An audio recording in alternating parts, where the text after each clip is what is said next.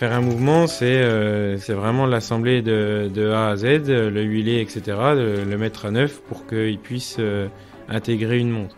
Et la caractéristique de la société, c'est que du fait qu'elle avait 60 ans, ça a permis d'avoir vraiment des trésors qui ne se fabriquent plus et dont on a pu travailler dessus et faire des montres qui sont réellement uniques, quoi.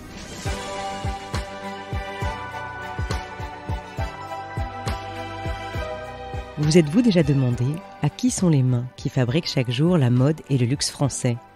Derrière chaque vêtement, chaque accessoire et chaque objet, il y a des femmes et des hommes qui perpétuent au quotidien des gestes et transmettent leur passion. Ce podcast va vous emmener à la rencontre de ces amoureux du savoir-faire, des anonymes qui détiennent un savoir précieux pour faire la mode et le luxe de demain. Aujourd'hui, ces femmes et ces hommes de l'ombre nous racontent depuis les coulisses leur métier, leur passion, leur envie de transmission d'un savoir-faire unique. Parce qu'aujourd'hui en France, il y a plus que jamais la nécessité d'assurer la relève de ces métiers d'exception. Bienvenue dans le podcast Savoir pour faire.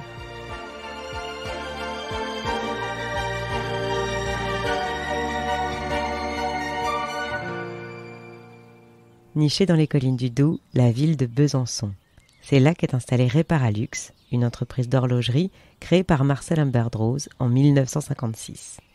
Son fils Jean, puis son petit-fils Frédéric lui succéderont avant que Julien ne prenne la relève il y a un peu plus de 2 ans. Une passion et un savoir-faire précieux transmis de génération en génération et qu'aujourd'hui Julien partage avec son apprenti, Tom. Bonjour. Bonjour. Je viens voir Julien. Il est là. Bonjour. C'est lui. Merci. Bienvenue à Réparalux. Merci beaucoup, merci de me recevoir. Ouais, c'est normal. Je vais vous montrer l'atelier. Merci. Il y a une belle photo qui trône dans le couloir quand on arrive. Il y a votre grand-père, Jean. Frédéric, mon père, et puis moi, on était un peu plus jeunes, 2016. Ça fait déjà 6 ans, donc ouais. On travaille vraiment en famille de génération en génération, donc c'est important que les gens puissent savoir où ils mettent les pieds quand ils arrivent. Votre société s'appelle Réparalux. D'où vient ce nom ? C'est Marcel Humbert-Droz, donc mon arrière-grand-père, créateur de la société, qui a fait le rapprochement du mot réparation et luxe. Parce qu'il faut savoir que la plupart des services après-vente pour qui on travaille sont des marques de luxe. Voilà, donc voici la partie atelier avec différents postes. Ah oui, c'est grand. Oui, on a un bel espace qui nous permet donc d'avoir des horlogers sous différentes tâches et qui vont pouvoir vous montrer différentes choses qu'ils sont en train de réaliser. Oui, vous êtes vraiment avec des fenêtres quasiment... Partout, ouais, tous les murs sont faits de fenêtres pour justement avoir une qualité de lumière impeccable, quoi. C'est important la lumière ? Sur tout ce qui est assemblage, emboîtage, etc., on est vachement fixé sur la lumière du jour et puis tester tout ce que peut voir éventuellement un client derrière. Donc c'est important d'avoir un rendu extérieur, entre guillemets. Combien de personnes travaillent ici ? Alors là, actuellement, on est 8 dans l'atelier et puis 3 au niveau de l'administratif. Alors c'est quoi un horloger ? Comment peut-on définir le métier d'horloger ? Il y a différents horlogers et différentes formations pour devenir horloger, mais un horloger doit être capable de pouvoir démonter une montre entièrement, de pouvoir la réviser s'il y a besoin, d'enlever le verre du boîtier, de le rechasser, d'enlever le cadran, d'enlever les aiguilles, etc. Tout ce qui est en comparaison, si vous me demandez qu'est-ce qu'un garagiste, c'est quelqu'un qui est capable de faire une révision de voiture. L'image est toujours un peu est toujours similaire, donc un horloger, il est capable de réviser votre montre, donc de la démonter entièrement et de la remonter. Ici, nous avons David qui est sur le montage du calibre G100. C'est un calibre avec qui nous avons eu une collaboration avec une manufacture suisse, la manufacture La Jouperet, et on monte entièrement leur mouvement donc en France avec des fournitures suisses. C'est un travail de haute précision là. Oui, comme vous voyez, on est tous équipés de loupes. On travaille uniquement avec la loupe et avec des Bruxelles. On ne peut pas attraper les pièces avec les doigts, c'est impossible. Tout se fait à l'aide de Bruxelles et de tournevis adaptés à la dimension des vis qui sont très petites. Et la Bruxelles, c'est la grande pince. C'est exactement ça, c'est ce qu'il utilise là, et puis voilà le tournevis derrière pour visser. Est-ce qu'il y a des qualités particulières pour être un bon horloger ? Oui, il faut déjà être minutieux, c'est la première des choses, calme et propre, et être capable aussi de pouvoir rester la journée sur sa chaise, parce que c'est une activité aussi qui fait qu'on est quand même toute la journée assis sur une chaise à... Bon, il y a des métiers beaucoup plus durs, hein, vous me direz, mais le fait de pouvoir rester et de devoir rester concentré sur sa chaise toute la journée, ça peut être aussi perçu comme une contrainte, donc il faut avoir cette patience-là pour pouvoir réaliser ce métier. Est-ce que les vis, elles sont de l'ordre de quelle grandeur là ? On a des diamètres qui peuvent faire 5/10 de millimètre, vous voyez, et des fois même encore moins. Et on a des composants qui sont d'une épaisseur de 4-5 millièmes de millimètre. Donc on les manipule avec une grande dextérité. On va aller voir Jaïla qui est en train donc de faire de l'assemblage, parce qu'on a aussi une étiquette d'assembleur de montres neuves Made in France. Donc là elle est en plein assemblage de montres. Donc ça consiste à poser donc le cadran, les aiguilles, et là vous êtes en train de l'observer, en train d'emboîter la montre, ce qui fait que le boîtier de la montre est nettoyé, soufflé comme vous entendez, et pour qu'il soit d'une propreté absolue pour pouvoir accueillir le cadran, les aiguilles et le mouvement. Réparalux, on peut dire que c'est vraiment une histoire de famille. Oui, c'est une histoire de famille, puisque déjà 4 générations se sont succédées entre Marcel, mon arrière-grand-père, Jean, son fils, qui est mon grand-père, Frédéric, mon père, et moi qui suis arrivé après derrière. Donc la transmission familiale continue. Alors j'étais pas du tout parti pour faire horlogerie, mais en stage de 3e au collège, j'avais pas forcément trouvé d'entreprise. Et mon père m'a dit, écoute, tu vas venir voir une semaine, puisqu'il faut quand même que tu fasses le stage. Et je suis arrivé ici sans réelle envie de faire ce métier-là, puisque voilà, j'avais envie de continuer dans le cycle normal de général au lycée. Et puis passer une semaine ici m'a fait changer complètement d'avis. J'ai eu la chance que mon grand-père à l'époque me donne des choses à faire assez rapidement sur cette semaine. Et on s'est aperçu que il y avait quand même un peu de transmission familiale dans les doigts, donc ça pouvait éventuellement coller. Donc j'ai décidé après de partir en apprentissage, donc en alternance avec Réparalux et l'école de Morteau. C'est vraiment une semaine qui a changé votre vie. Oui, on peut dire ça. Et je suis assez fan de ces semaines d'observation pour les jeunes au collège, parce que je trouve que il y a de plus en plus de difficultés pour les jeunes de savoir l'orientation qu'ils veulent prendre. Donc c'est assez rassurant pour eux aussi de pouvoir tester à travers ces stages différents métiers, quoi. Là, on a aussi une autre personne qui est sur une autre partie donc, du calibre que vous avez pu observer tout à l'heure. Julie est en train de poser le pont délicatement pour permettre aux personnes qui auront ce mouvement d'avoir une date chaque jour sur leur cadran. Un pont, c'est quoi ? C'est ce qui va servir à faire tourner les jours ? Alors l'ensemble des composants dans un mouvement horloger est en différentes phases. On a les parties rouage, etc. Et à chaque fois, ces quelques pièces-là sont maintenues par un pont. Donc c'est la partie qui est vraiment au dernier moment pour tenir l'ensemble des composants sur différentes parties. Donc celle-là, elle tient donc les roues qui permettent de faire tourner le disque de date et ainsi que le disque de date. Combien de montres sortent de vos ateliers par jour ? En service après-vente, on est dans une 20aine par jour qui s'en vont, et puis en assemblage, entre 150 et 200 par semaine. Avec des entreprises du coup qui vous sollicitent Oui, des bijoutiers en direct ou des entreprises ou des marques horlogères qui nous sollicitent pour leur assemblage de montres ou de SAV. Là, on a Nathan, donc lui, il est vraiment sur du service après-vente d'une montre complète qui arrive. Donc, cette montre-là, elle était venue pourquoi, Nathan ? Ça, c'est une réserve de marche. Mhm. qui est trop faible. Et la réserve de marche, elle est que de 2 heures. Et normalement, elle doit être autour de 42 heures. C'est quoi une réserve de marche? C'est le temps que la montre entre le remontage et l'arrêt. Donc la montre au début elle est remontée. Et jusqu'à l'arrêt, normalement il devrait y avoir 42 heures, mais là il n'y a que 2 heures. Ah oui, donc sinon on passe son temps à la remonter du coup. C'est ça. Par rapport au modèle que vous concevez, qu'est-ce qui vous sert d'inspiration? Qu'est-ce qui vous inspire? Nous, on est inspiré surtout par ce qu'on trouve en SAV. C'est assez paradoxal, c'est-à-dire qu'en fait, comme on a cette casquette de service après-vente sur beaucoup de marques, on sait ce qui, d'une part, plaît aux gens, puisqu'on voit les modèles qui sont vendus. Donc, on sait à peu près quelle couleur de cadran, etc. par le plus. Et on sait aussi les pièges à éviter sur les boîtiers pour ne pas que les clients soient embêtés derrière ou portés.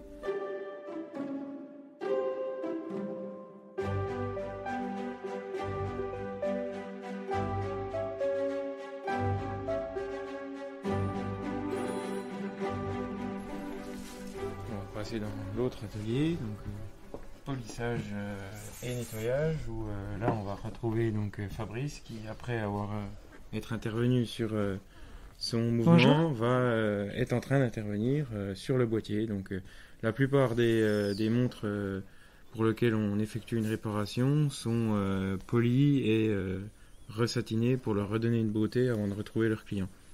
Alors vous êtes la dernière étape en fait avant la sortie. Oui, quasiment en fait. On gomme les rayures, enfin, on essaie de redonner un très bel aspect à la montre en fait. C'est un moment important. Ça fait combien de temps que vous travaillez ici? Pardon. 6 ans. Voilà, 6 ans que je suis chez Reparalux et puis dans l'horlogerie ça va faire 25 ans.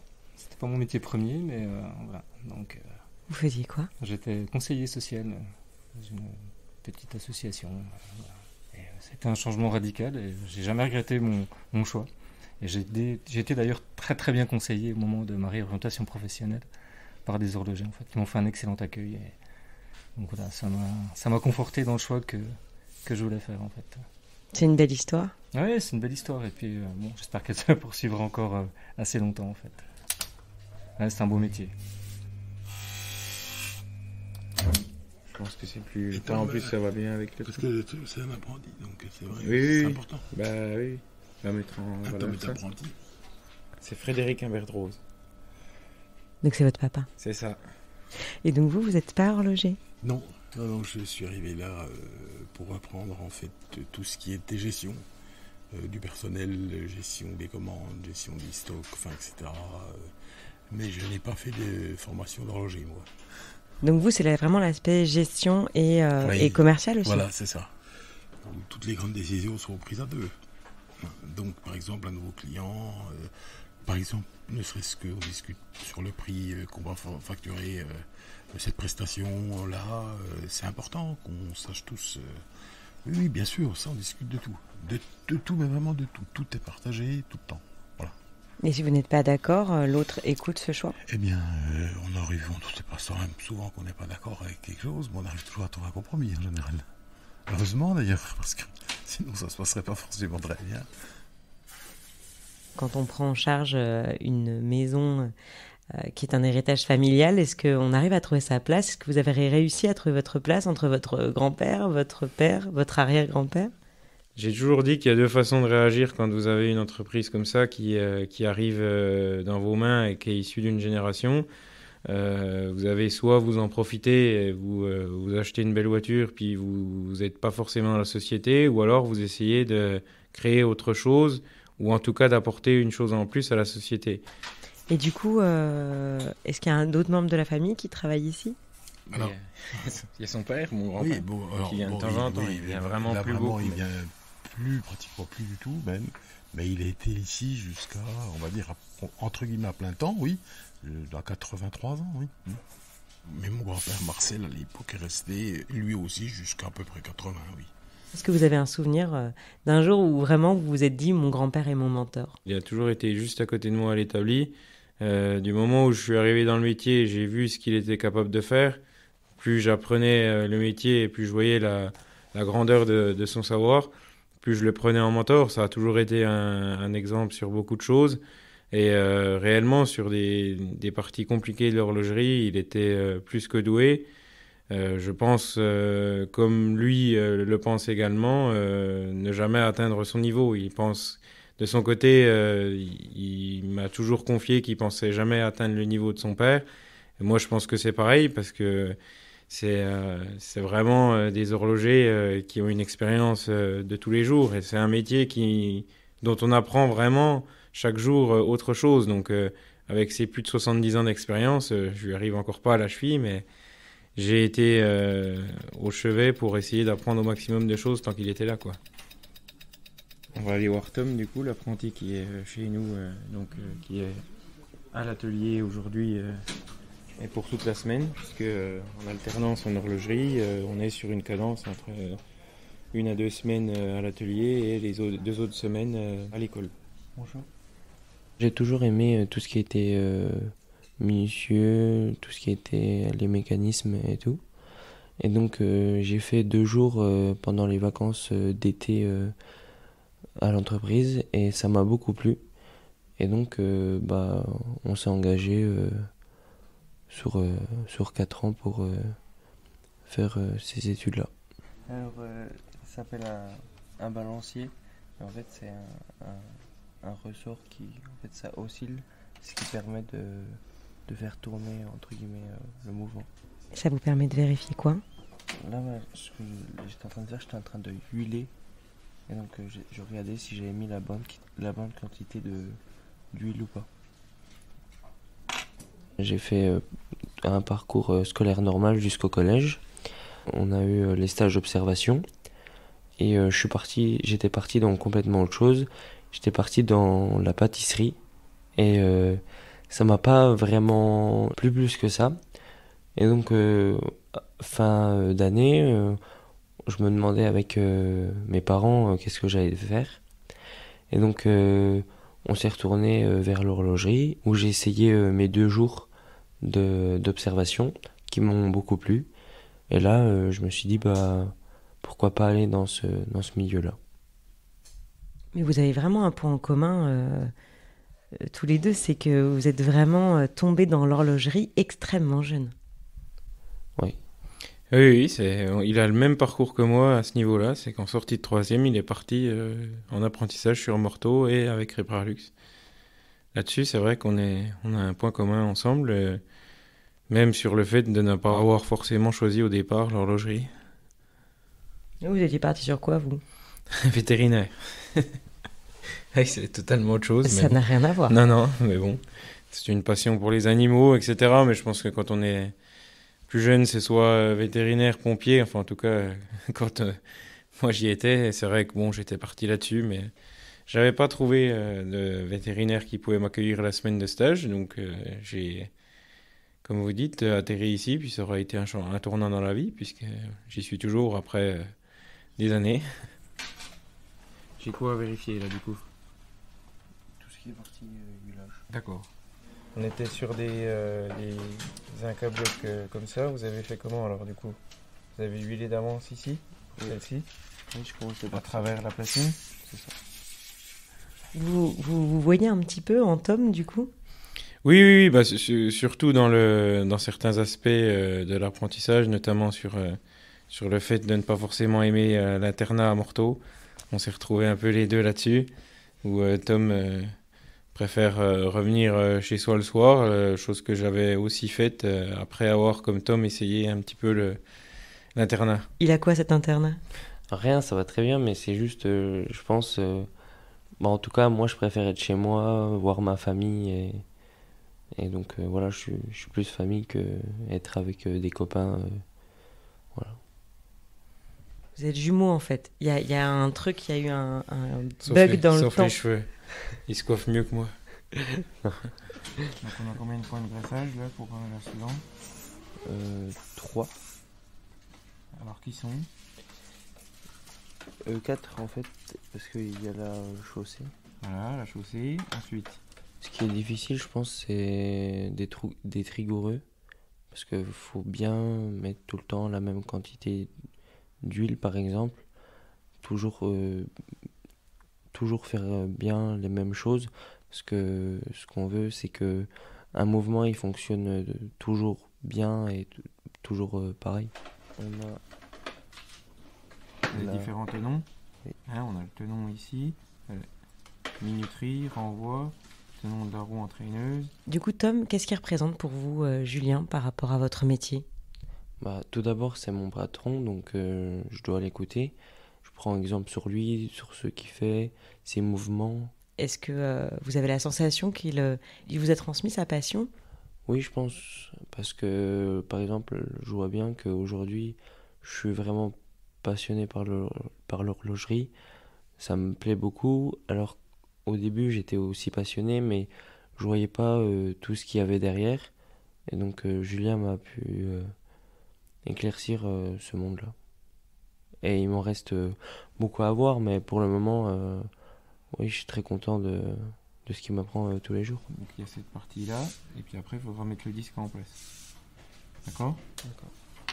Allez, c'est parti. C'est quoi le projet dont vous êtes le plus fier? C'est la marque, sincèrement.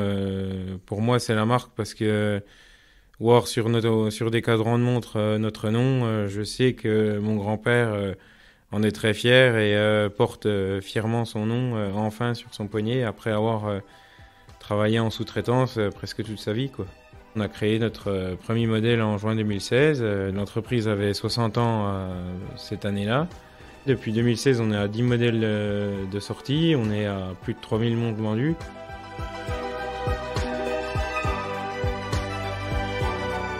Amener un jour la montre Imberdro à 100% de français, c'est vraiment le projet que j'ai au final, avec un mouvement qui puisse de nouveau être fabriqué en France.